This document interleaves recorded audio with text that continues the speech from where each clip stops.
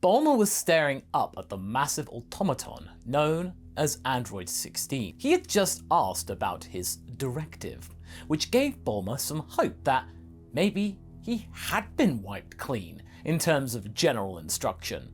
She gulped and spoke. So, state your current objective, Android 16. 16's eyes flashed a dangerous shade of red.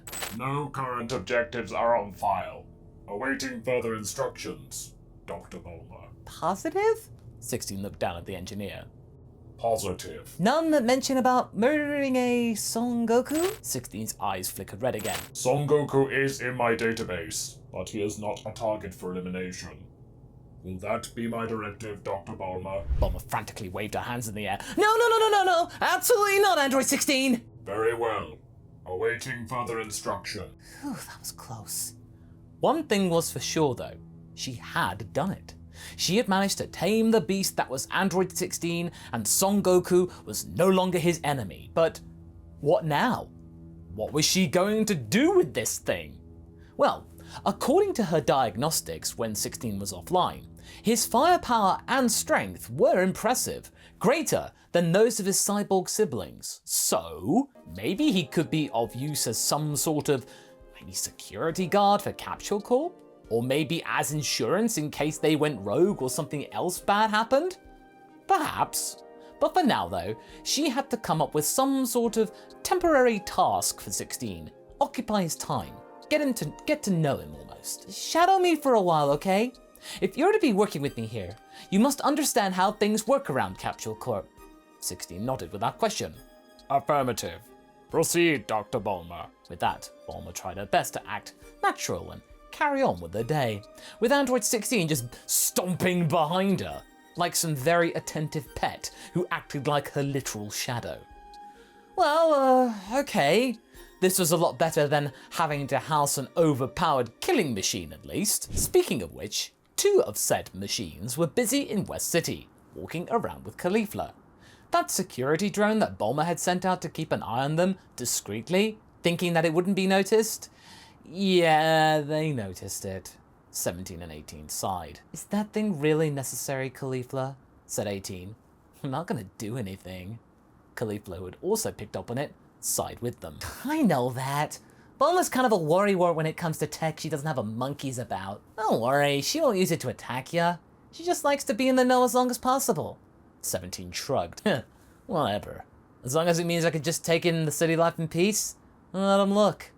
He squinted at the drone, which was trying its best to be incognito but failing massively. As 17 and 18 were busy drinking nearby a water feature in West City Park, pretty much doing what they used to do while they were fully human, which was basically dossing around like most teenagers, Khalifla was having a sip of iced tea, very pleased with herself, when Piccolo spoke to her via telepathy. Khalifla, are you there?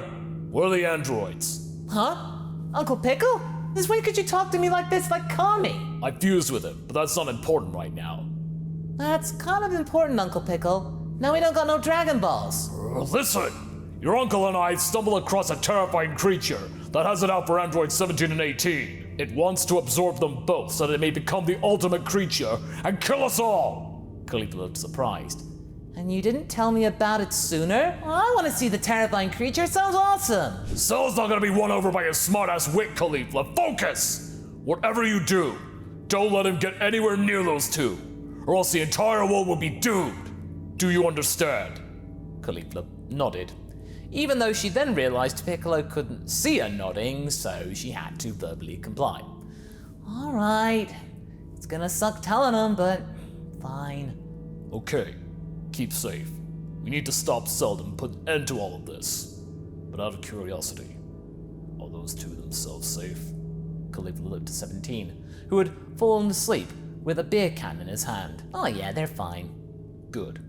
Khalifla, keep him honest. As Piccolo ended communication with his adopted niece, he looked over to Raditz. Right. We better get Goku in on this. Get me in on what? Goku had transmitted at once, having sensed the climactic battle having ended that had gone down just now. Goku! Shouted Piccolo. Don't scare us like that! Sorry. Guess you ain't used to the instant transmission thing still. So, where did that huge power go? We don't know. You brother over there had something to do with it getting away. Raditz looked sheepishly back at his brother. I was just trying to help, Kakarot. Piccolo seemed like he might have needed some help, and you always told me to help out wherever I could, so I was doing just that. Some people are just not grateful. Don't you get me started on... Guys! Shouted Goku, waving his hands in the air. Now's not the time. Fill me in, okay? What was that thing anyway? Piccolo sighed. Something to do with the androids, Goku. A creature named Cell was looking to absorb said droids to become the ultimate life form. Sounds like one of those sci-fi flicks if you ask me. That doctor was so original coming up with Cell. Raditz moaned, rolling his eyes. Huh. And where are the droids now? Khalifla's hanging out with them in West City. I already got in touch with her and warned her about them. She'll make sure they're not spotted. Oh yeah, because you fused with Kami. And that's why I could sense both of you in the same place. I thought it was kind of weird. He doesn't usually come down. So does that mean we got no Dragon Balls? I better go fix that. With that, Goku transmitted out of sight. Neither Piccolo or Raditz were exactly sure about what he was planning on doing, but within a couple of minutes, they would have an answer. Goku was back with a small Namekian named Dende. Huh? Dende? What's he doing here? Shouted Raditz, since the little green dude had appeared right next to him, giving him a fright. He's gonna be our next guardian. Mori was cool with it. Why'd you give him a tour of the lookout, Piccolo? He could probably need it. Piccolo was a little stunned with the speed of this all, but knelt down to Dende and shook his hand. Oh, hello, Dende. It's nice to meet you. Hello there, replied Dende. I hope to do the best that I can, Mr. Piccolo. Piccolo smiled. Good. I'm afraid I can't show you around right now. I'm busy protecting the planet from a powerful enemy. Goku will take you to the lookout, your new home. Mr. Popo there will tell you everything there is to know. He's a good man. I'll see you later. Dende nodded, and Goku dropped him off and immediately headed back to the pair. Alright, so what now? Said Goku, feeling rather accomplished, having fixed the no Dragon Balls problem. Well, we'll probably go look for Cell. He's on the back foot, so he'll either be hiding or trying to find new victims to prey on. What? Okay, if we split up a look, we might be able to find him faster. Goku nodded. You got it in one, bro. Okay. If either of you find him, let out a power surge and I'll lock onto it and get there to help you on the double. The trio broke and headed out to find Cell. Back in West City, Khalifla had to tell the twins that it was time to head back, explaining that somebody was after them. However, 17, upon hearing the news, was a little resistant to this. Some bugman wants to fight us? Surely he was strong enough to stop it, right? After all, the good doctor created us to be all-powerful killing machines. What could possibly stop us? I know, said Khalifla, trying to sound all cool. Well, this sounds like this guy's even more all-powerful.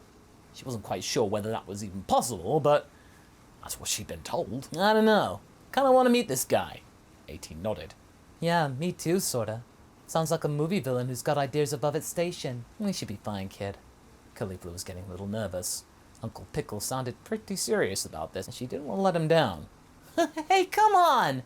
Don't you think it's best we be safe rather than sorry about this? The siblings looked to Khalifla with a look that said, "Are you for real?"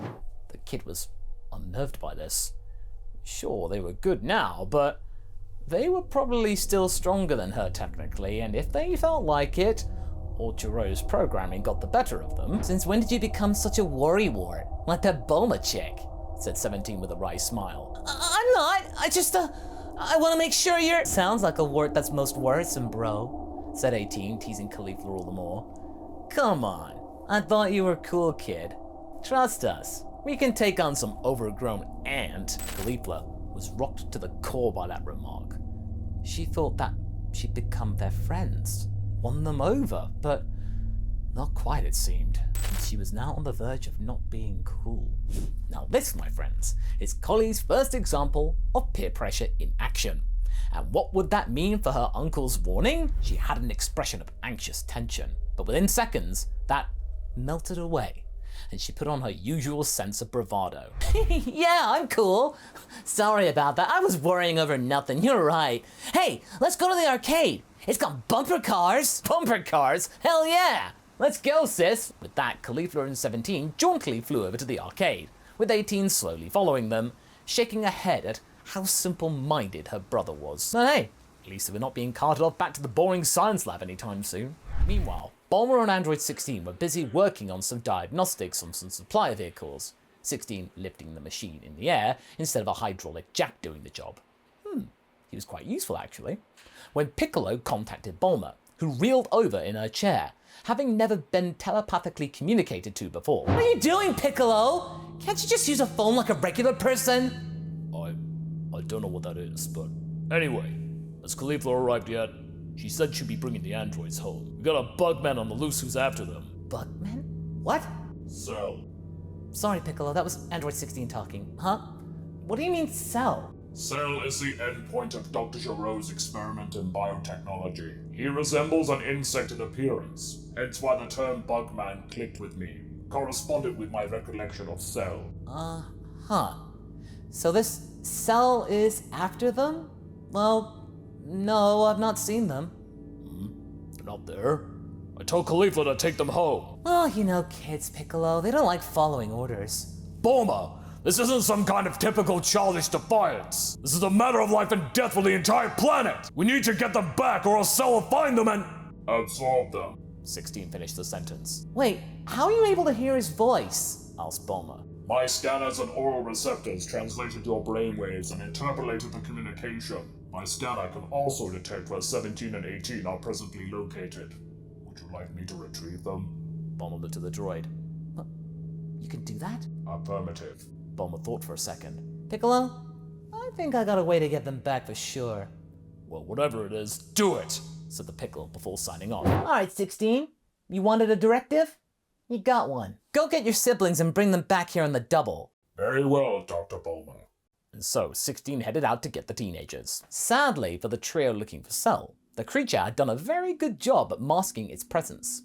Piccolo cursed Raditz's intervention, for if that had never happened, he might have been able to be powerful enough to stop Cell and wipe him off the face of the Earth, truly fulfilling his new role of guardian of this planet and, well, guarding it.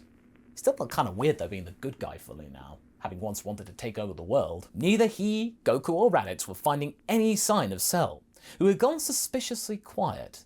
No sensations of life being silenced, nothing. So where was this beast? Well, he had found his siblings at the arcade. Cell used his stealth-like abilities to get closer and closer to the trio, who were in the outside portion of the arcade, having a jolly good time. But then, he locked eyes on Khalifla. Cell felt a strong connection to that one. After all, in regards to his overall personality, she made up a big portion of it. She wasn't the strongest, no, but she was the most charismatic of the bunch, and that charmed her to him. Shame she had to die in pursuit of his overall goal, he thought. However, a fly flew into his ointment, a 10-foot tall fly with red hair and green armor. 16 had crashed onto the scene and loomed over the trio. Whoa, check out the roid, said 17 with awe. Is this part of the arcade, kid? If so, that's awesome! 18 then spotted the red ribbon insignia. That's Android 16, dummy. The Bulma lady must have turned him on. Oh, I bet she did, if you know what I mean, said 17 with a sly sass, which was ignored by all concern, except Cell in the distant, who let out a little 17, 18. You are requested to return to your domicile at Capsule Corp. Dr. Bulma is expecting you. 17 walked up to 16 and rested his elbow on the robot's side. Yeah, I ain't gonna do that. Come on, 16. Why don't you join the party? We're just having a little fun after being cooped up by that mad doctor. Surely you can relate, right? 16 scowled at 17. I do not relate. I only wish to carry out my orders. So uptight. Lighten up a little, would ya? 16 grabbed 17's arm tightly, causing it to hurt. Ow! That's not lining up, dude! 18, please come at once. 18 looked ready for a fight. Nobody tells me what to do by force. You crossed a line, pal. I don't care if we were cut from the same cloth. Nobody hurts my brother. Khalifla was caught in the middle. But they were her friends, and she had no feelings towards 16, but she didn't want to get on the wrong side of Bulma, but Cell was getting a little anxious in the distance. 16 could prove a problem in getting his prizes, but fortunately for him, peer pressure won out.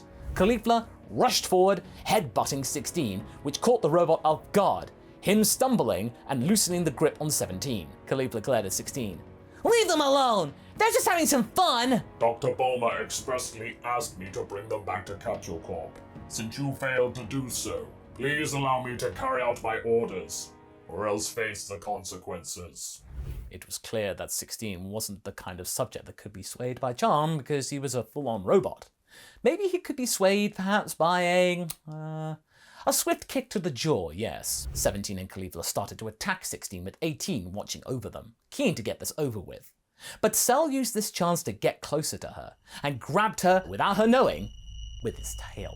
At once, she was dragged into the air and trapped inside Cell's tail, constricted. 18 screamed, which caused the fighting to cease. Everyone turned around to see Cell in full view, 18 in his grasp, with a look of absolute joy. He looked to Khalifla. Thanks, kid! But Khalifla was curious again. And that's where we're going to be leaving things for right now.